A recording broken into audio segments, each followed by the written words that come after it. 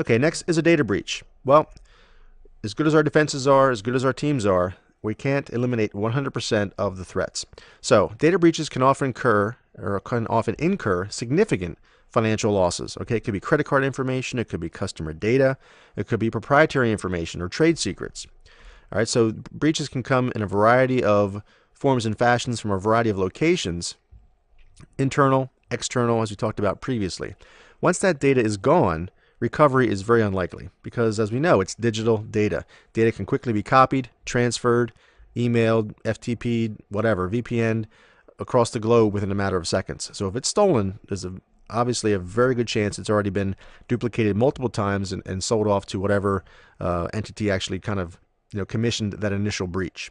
So determining the extent of the breach is often difficult as well. Okay, like I mentioned before, there have been security firms that have been hacked, and they've had backdoors installed on their systems sometimes for days, weeks, months before it's been known. All right, so it happens to everybody.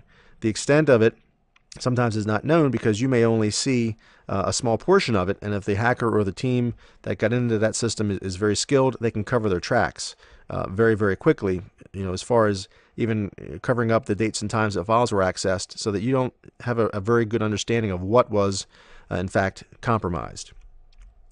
So again, it can happen from everywhere or anywhere at any time. Our best defense is to make sure that we're informed, that we're constantly keeping things up to date with vulnerability assessments and making sure we're patching our systems, making sure our updates and stuff are put in place in a timely fashion, because zero-day vulnerabilities happen all the time. If we keep things updated, that makes that attack vector or that threat vector very, very small, or at least smaller than it would be if we left things unpatched. So what happens when a data breach occurs? Well, as you can imagine, customer confidence is shaken. Okay, it depends upon the nature of our business, obviously, but especially if we're a company that has a large amount of customers, maybe a public company, could be a service provider, could be a social media provider, whatever. When those things happen, customer confidence goes way down. Okay, so that customer may go elsewhere, or potentially they could take legal action, either individually or in a class action suit against the company. Also, investors may pull out or be hesitant to invest further. Okay, so the stock prices can plummet, which again, not good. So data breaches, depending upon the type of business, the size of the business, and so forth, they can be extremely hurtful and impactful to the business. So who needs to be notified in a data breach? Again, depending upon your company.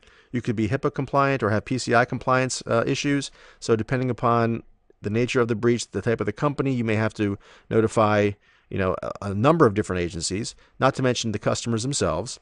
All right, so also what procedures need to be followed. As soon as these things happen and we notify HIPAA, we notify PCI, we notify, again, HR, legal, or all of our internal teams.